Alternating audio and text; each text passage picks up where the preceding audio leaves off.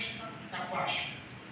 Porém, havia uma promessa que Jesus entraria em Jerusalém. O capítulo 21 de Mateus, que ora a gente acaba de ler, é justamente a entrada triunfal de Jesus, isso no domingo, o domingo de Ramos, o domingo que antecede o domingo da ressurreição. O domingo de Ramos, como é conhecido, acontece a entrada triunfal de Jesus.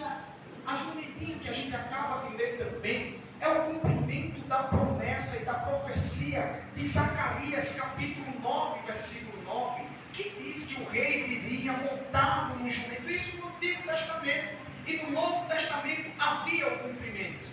Preste bem atenção que Jesus, ele não precisou de uma cavalaria para mostrar que era rei. Jesus, ele só precisou de um jumentinho para mostrar que ele é o rei da paz. E o que era incomum, que era uma jumentinha se tornar algo profético, era o cumprimento da promessa. Porque Deus, quando ele envia Jesus, ele envia montado no jumentinho, pega aquilo que ninguém dava nada de ser um jumento para se tornar cumprimento de promessa.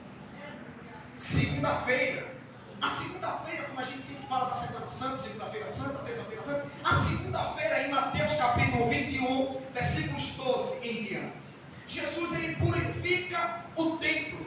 Na área externa do templo, Jesus quebra aquelas barracas, como a gente vê normalmente na Semana Santa, no filme da Paixão de Cristo. Jesus, ele quebra as barracas, expulsa os vendedores. E Jesus, aquele Jesus, ele nunca confronta só o pecado individual. Jesus, ele confronta aquela estrutura religiosa que estava toda corrompida. Jesus, ele precisa purificar o templo. Isaías capítulo 56, versículo 7. Pois a minha casa será chamada casa de oração. E o povo pega a casa que era de oração e começa a fazer comércio. Jeremias capítulo 7, versículo 11. Este templo que leva o meu nome tornou-se para vocês covil de ladrões? Cuidado, eu mesmo estou vendo, declara o Senhor. Jesus, ele precisa purificar o templo antes da cruz, porque antes do sacrifício vem a purificação. O povo faz comércio dentro da casa do Senhor, e Deus, ele não divide o espaço dele com comércio.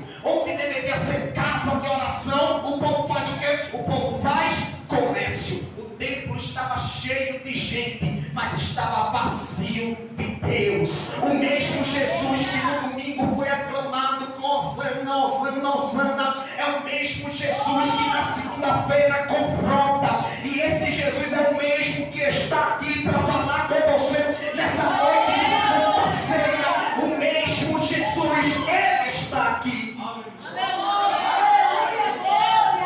No domingo Jesus entra em Jerusalém, a entrada triunfal. Na segunda-feira ele purifica o templo. A terça-feira é o dia que Jesus começa a ensinar. A terça-feira a gente vai encontrar ela do capítulo 21 de Mateus ao capítulo 25 de Mateus. Jesus passa o dia no templo ensinando isso na terça-feira que antecede a crucificação. Enquanto isso, estavam tentando pegar Jesus em contradição, estavam tentando arrumar alguma forma para incriminar Jesus.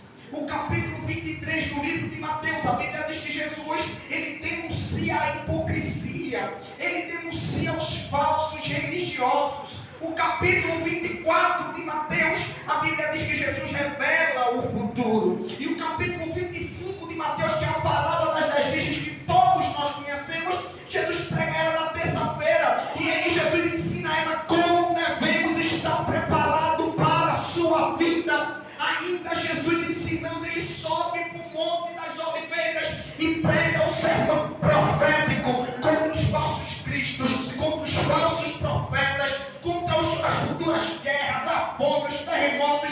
E Deus, olha, preste bem atenção, eu estou sendo rápido, mas vem comigo nessa. Deus, ele não esconde o futuro de ninguém, mas também ele não dá o controle a seu ninguém. Ele revela o futuro, mas não dá o controle. A Bíblia continua dizendo que Jesus vai ensinando. E sabe qual é o maior sinal que das coisas que estão antecedendo a volta de Cristo? Não é a guerra, é o esfriamento da igreja. O povo está se tornando frio e está preocupado com a guerra. O povo está se tornando frio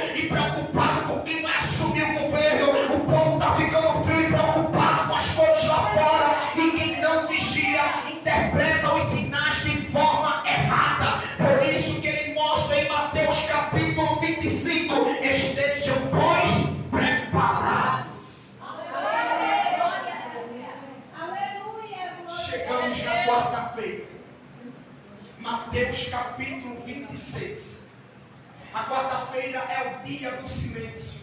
Por favor, venha comigo, Mateus capítulo 26. Jesus, ele está em Betânia. E em Betânia, Jesus é ungido. Ungiram Jesus em Betânia na quarta-feira. Mas a quarta-feira também foi o dia da conspiração para matar Jesus.